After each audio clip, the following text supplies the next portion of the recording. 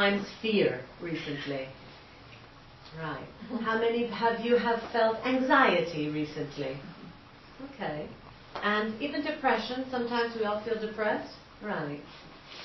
So the truth is that philosophy can actually help us overcome these things. Especially in today's fast-paced, technological, consumer-based society, people experience deep levels of anger, anxiety, and depression.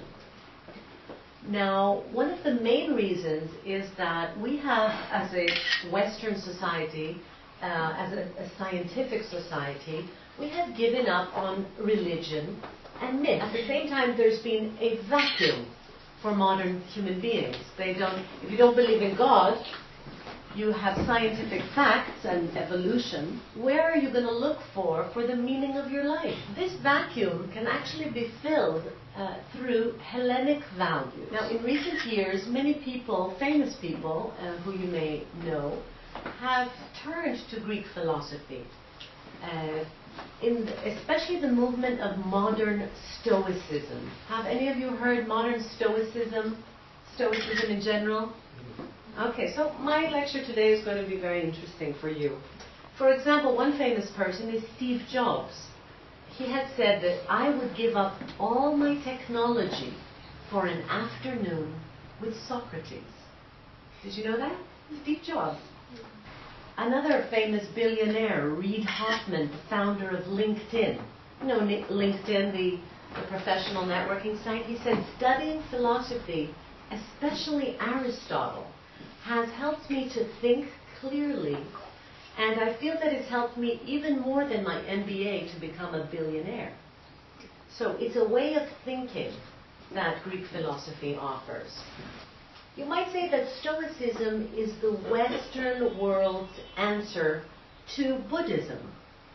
There are many things in common between Buddhism and Stoicism, Greek philosophy. And I don't mean the metaphysical aspects, I mean more like the way of life of Buddhism.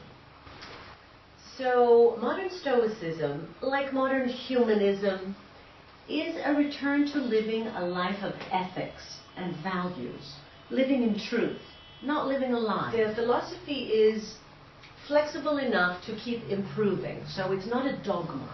You know, many religions are dogmatic. They tell you, these are the way things are, do not question. In Greek philosophy, you're allowed to question, and it's encouraged. But like the Olympics is something universal and global, and it's open to all people of all religious faiths and all nationalities. Hellenic values, Greek philosophy, is also something that can be adopted by everyone, regardless of your religious background. It's to help you be strong and actually free. Basically, what is Stoicism? Stoicism is one of the many schools of Greek philosophy.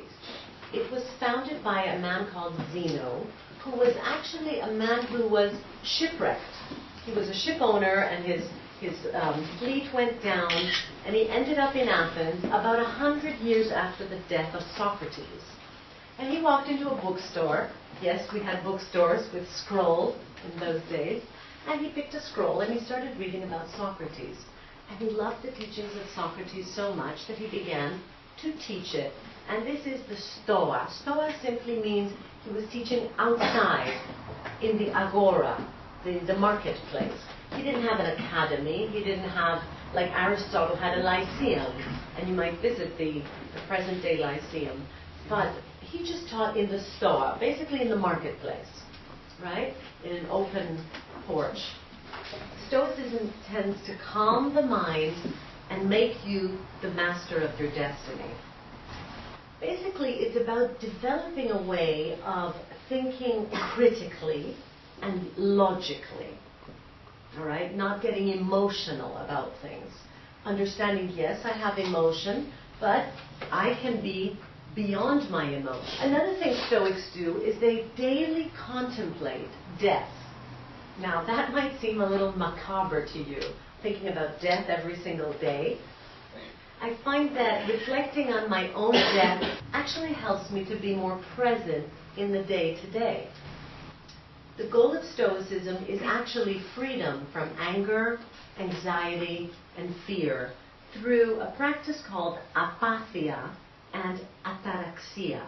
These Greek words mean to be tranquil, to be objective, to have a clear thinking and balanced thinking. It doesn't mean to be indifferent and not give a damn. That's not what it means. It means to be objective and reasonable, to practice moderation and inner peace. As Epictetus, a famous Stoic philosopher, said, man is affected not by events, but by the view he takes of them. It's not what happens, right? Something can happen, even this event itself. You're about 50 people here. All of you have a completely different experience of what's going on. The goal of Stoicism is to become more objective about your experience and to also move your experience in such a way that it brings out the best in you. Disciplining your thought, not just believing that every thought you have, because we do lie to ourselves an awful lot. You lie to yourself, not consciously like, I'm going to lie and manipulate to myself, but you've picked up ways of thinking that may not be so true.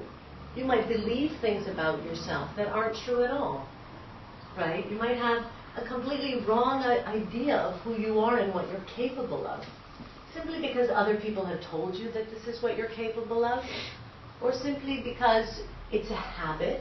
You've come into this way of thinking through habit. So the thing is to stand outside yourself and be more objective. Socrates had claimed that unhappiness and evil are the result of ignorance.